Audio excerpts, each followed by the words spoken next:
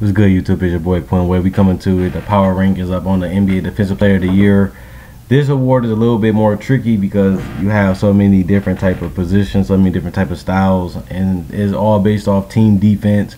You can be a good individual defender, or you can be a great person that helps you have team success with pick and roll coverage and things like that. So this award last year was perimeter defenders because Draymond just changed the game defensively for the whole NBA. Everybody wants a Draymond Green. Kawhi Leonard was a dominant individual defender, leading the NBA in steals, and he was averaging 7 rebounds a game for a small forward, and a couple of them was defensive. So he was just absolutely dominant. He did multiple things on the court. And same with Draymond Green. They switched the whole game defensively. We had our first 2 people just be the perimeter defenders this year. And that's surprising because usually be 3-4 centers or a couple perimeter players every now and then. But last year it was perimeter dominant for the 2 best players to really be perimeter players. So that was a change for the award because usually go to the big man. But this year I think it goes back to the big man. I was gonna make a video before, but I had to redo it. But this award gonna go, I think, to the big man this year. I can see Kawhi Leonard, like I said, he had they got put out early in the playoffs. He gonna work on his game, add more to his game, get better, get hungrier, and he got Greg Popovich and that coaching staff. You know, they turn players out. I just feel like Kawhi Leonard lacks things offensively. He brought it defensively, but he lacked offensive takeover power and consistency offensively, and that was the doom to him in the Spurs. But I think Kawhi Leonard gonna come back and be better. Like, he only played half of the season really, and was on an absolute tear defensively. He might tear through the league again this year because he only gonna get better and he only get more confident. And he know people, like I said, as I call it, basketball IQ. He knows how a person dribble. He know how a person plays. He know how to guard the people because he's been playing against these people for years. And he's only gonna get more dominant in that area this year. And the same thing with Draymond Green. He knows how James Harden dribbles. He knows people going to add more to their game. But he got more comfortable in the NBA, so he's going to be up there too. You also got people saying Anthony Davis. But like I said, his whole thing about him being a good defender, can his team be can they be a whole great defensive team around him? He always been a good individual or just a situational defender. Like, sometimes he help his weak side defense, sometimes he helps his teammates out, sometimes he got chased down blocks, whether it's from the 3-point or layups. So he got a lot of effort blocks, a lot of effort defense, and a lot of clean up the mess defense. But his teams that he played for so far have never been good defensive teams in general.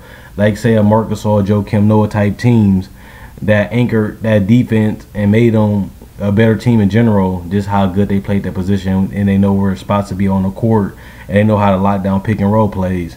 So Anthony Davis still got to learn a little bit more of that, and he also got to get his teammates locked in offensively and defensively. Consistency is the biggest thing that the Pelicans gonna have this season if they want to win. If he wants to win MVP and Defensive Player of the Year. Another player to look at is Marc Gasol. You know, they always gonna be a top 5 Defensive Player of the Year, because top 5 defensive team, I should say, because he always brings it defensively. He slipped the last couple years, but you know, he got his big contract. They believe in him. They think they got a lot of people saying they're a contender.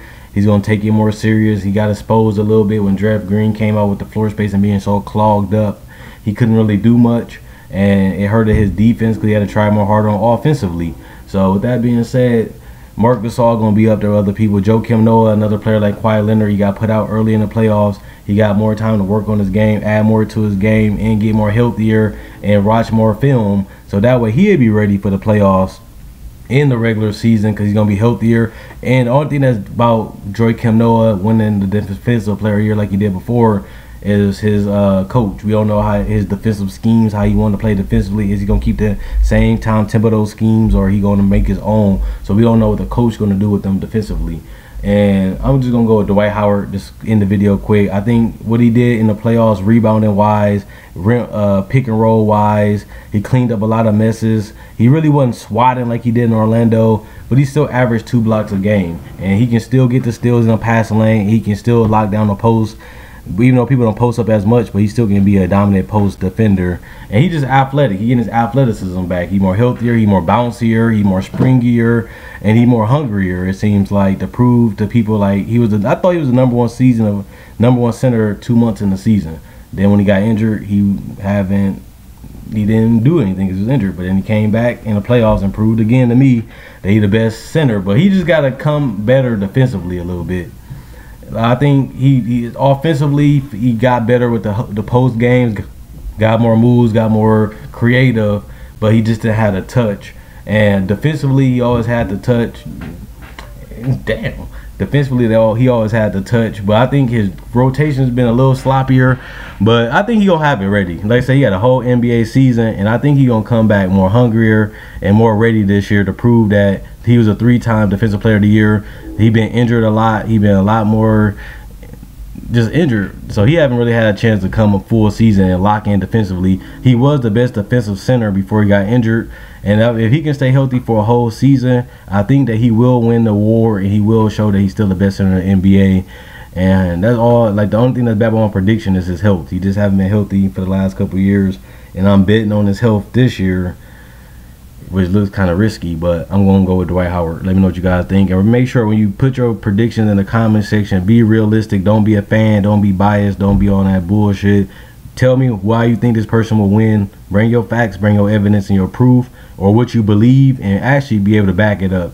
Because ain't no point in the comments saying you don't do this, you don't this, or you don't know this, but you never just back up your side of the story. Because it makes you seem like you don't know basketball.